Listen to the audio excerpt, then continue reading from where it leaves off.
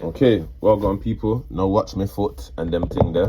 I just wanted to kind of do a small short video, if the camera would stay there, on this bad boy, which is the High Kappa Vengeance 3.8, or 3.8 as some would list it. Because I've had it now for maybe about a month. Well, that's a lie, maybe about 2 months now. And like you can see out on my floors, I've got all sorts about it. And that's because I'm going through the upgrade process of it. Let's start with the negatives and then I'll move over to the positives. So negatively, I've definitely had to change things out. Some might say, oh, why did you do that? Why did you do that? I used the gun for about 2-3 weeks. And then I found my first fault with it, which was the barrel. The barrel is just way too short in there. And the bucking matched with the barrel that they've put in just don't work very well together, as the long and short of it. And for those of you who are like, I have no clue what you're talking about, your barrel is, didn't want to take it down because I literally just built it, but give me 2 seconds and I'll take it down for you guys so you guys can have a look. So I'm going to press that down in the middle, pull that out right there. You're going to hold that carefully because there's a lot of tension on that. Put that to one side, that's your spring and your guide rod set. So a lot shorter than the standard High Kappa, but it makes sense, and it is.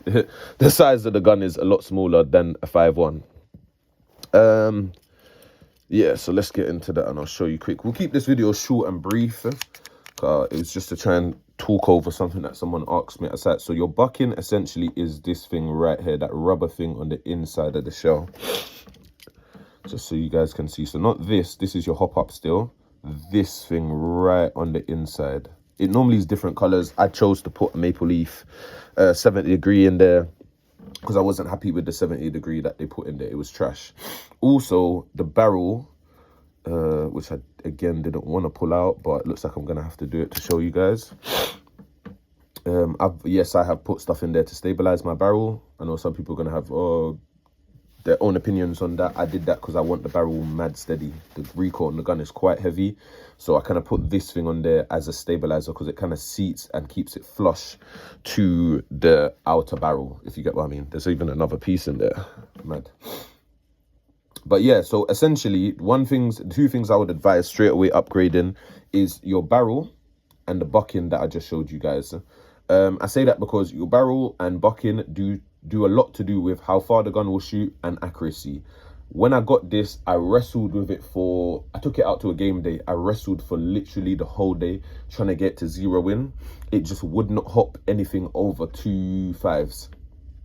And it still struggled to hop the 2.5s, I'm not going to lie to you. But once I changed this barrel, because this is a Novarich, I think it's a 4.3 or 3.8 barrel.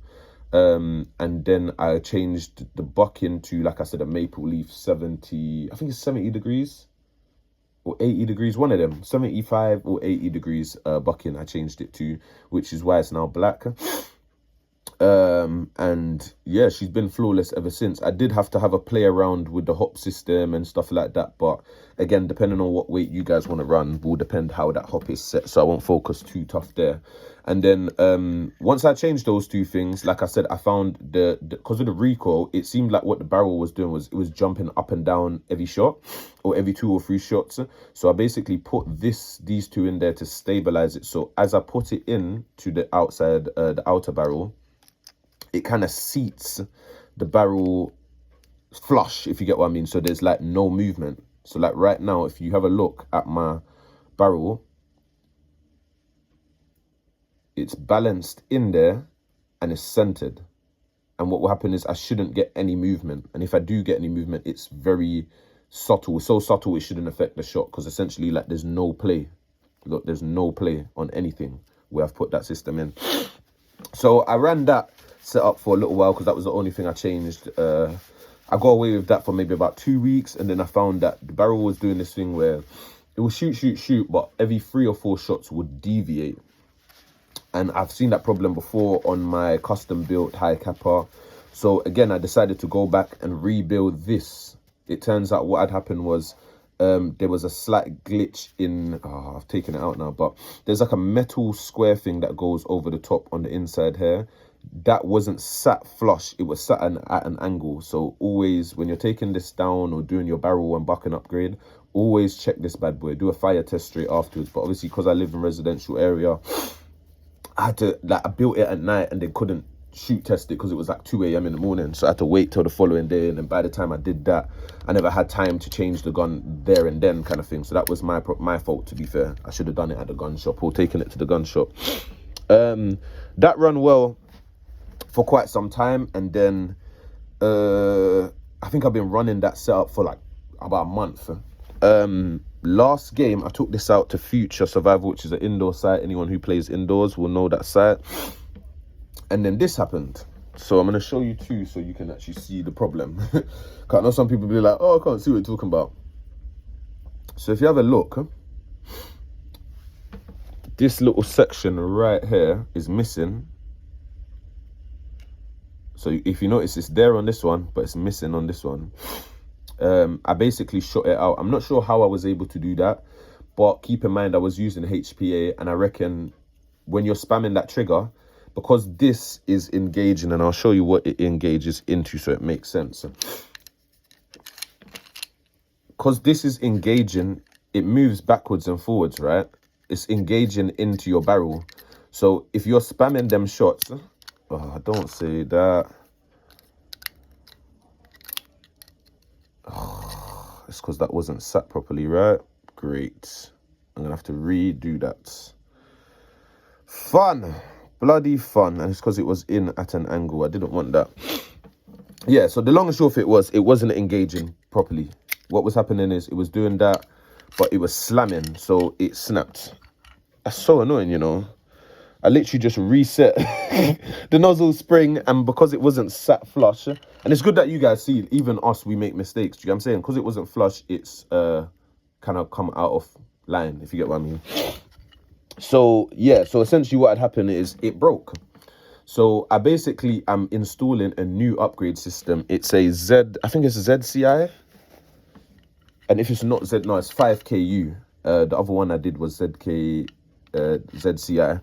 But it's basically a 5KU housing unit. So I replaced the housing unit itself, because the original housing unit is this one right here. Bit dusty, it's just probably wear and tear. I've used it quite a bit. And I've put basically, and you know what, I've got to take it back out anyway to reset that. So I'll show you guys briefly if I can find my drivers. But yeah, so I essentially put a new one in, and then I put a new cow nozzle in, because obviously the cow nozzles are a bit better build quality and they'll last a bit longer, is the long and short of it. I think that's the easiest way to put it. When people ask me, why the hell do you do those upgrades? They last a bit longer. They're made from actual steel, not this alloy shit that breaks so easy, and they perform better. The ZCI, well, I say the ZCI, I think it's the 5KU one I've got. I bought a ZCI before, and that's why I put in Sean's automatic high capper. So if you haven't seen that, go on the channel and have a look. And it works flawless. It basically ups the efficiency, because where this unit is a lot more lighter than the old unit, it weighs less in the system, first and foremost, and this is a bit more efficient. The nozzle is a bit more efficient than the old nozzle. So I'll show you with that in so it makes sense. They're literally the same thing, but one's stock and then one's an upgraded one. The stock one you can see is mad greasy, because obviously it's been worn like in the gun for the last 3-4 weeks, and I've obviously gone to the firing range, I've gone to games and used it, so it's a bit dusty. So you can see the difference in the two. There's not much in terms of aesthetically, but I can feel the difference. This is much lighter than that unit. It's like almost 2 times, 3 times lighter than that unit. And like I said, the nozzle's a lot more efficient, and it's made of a better plastic than the original, so it's less likely to break. Do you get what I'm saying? So yeah. Let me reset that while I'm on the phone to you guys, or on the video to you guys. I think those were the key things. So barrel bucking, I done the little plastic thing to stabilize. I've now changed the housing and the nozzle spring. So I've gone up to this bad boy right here, which hopefully you can see. It's a 150, and this is the original, which is 100. Not much difference in size, but performance, there's a big difference that little gap makes. And you know what, that might even be an upgrade, because the standard ones, the standard 3.8s come with 100% spring. This looks like a 130, so they did well. They gave me a 130 straight out of the box, so that's nice. Because that's something I didn't realize before. I thought it was just a standard 100 spring, but nah, it looks like a 130. So well done, Vorsk, on that. I know some people was asking me, do you think it's worth purchasing it? Rare. I would say this: if you're an airsofter that plays once in a little while and you're not really on upgrading anything or putting any extra side money into it or nothing, you just want to buy something straight out of the box that does the job, probably don't buy one of these. Because like I said, stock, it for me, like you guys know, I own bare Vorsk guns, so I will never give a untrue opinion about a Vorsk gun. And one what I found was, like, because I had parts for this already, I didn't mind going through the process I'm going through right now of upgrading stuff. But if I never had parts and I had to buy brand new parts, yeah, I probably wouldn't have bought this. Because obviously, it's like the only thing that you're keeping stock is the shell of the gun and maybe the lower. The lower is pretty decent. I will say that it feels good. I haven't had to upgrade anything directly on the lower of the gun. But the whole upper, I've changed. The barrel bucking. I done the stabilizer plastics. I haven't short stroked it, so that's one good thing so far. Normally I short stroke everything. The how quick it returns is so nice, but remember it's a shorter slide, so I kind of expect that. And then I'm changing the housing and the nozzle and the recoil spring. So like I said, the simple way, because there's a few people who's asked me about this pistol so far, and they're like, would you recommend it? If you don't mind upgrading, so if this is your first pistol and you're like, oh, I wanna go through the upgrading process and I wanna learn about it and all these things, if you're gonna do that, yeah, buy it. Cause it's a lovely little gun, lovely, and I'm never just saying that because I own one. Like, it's actually a nice little gun, like probably one of the best short pistols I've shot in a long while. But keep in mind, I've had to upgrade it to be able to say these things. If you are somebody, like I was saying before, who only plays every so often, you might not necessarily, give me one sec, you might not necessarily want to buy this, because you wouldn't be trying to spend bare money on upgrades because you only play once in a while and it's just something you do on the side and all these things. So you might not want to invest in it, and I wouldn't knock it. So if you're somebody who only plays sometimes, you don't want to put a lot of money into airsoft, probably don't buy this. The upgrades are cheap enough, I will say that, but because it's such a fine-tuning process you have to go through with this gun, because even this, like, if somebody else was to have this gun and asked me about it and wanted me to upgrade, I might not give them the upgrades I've got. I've gone for these upgrades because these upgrades are running in a lot of my other guns, so I trust these upgrades. Whereas somebody else who was to come to me with this gun, I would maybe advise them different upgrades, if that makes sense, is the long and short of it. So just to be clear, so it doesn't sound like I'm capping or rare, and like I said, I wasn't paid to do this review, so everything I'm saying here is truth. I have no reason to lie to you guys. Yeah, it's worth the purchase, because at I think they retail about 100, between 100 and 140.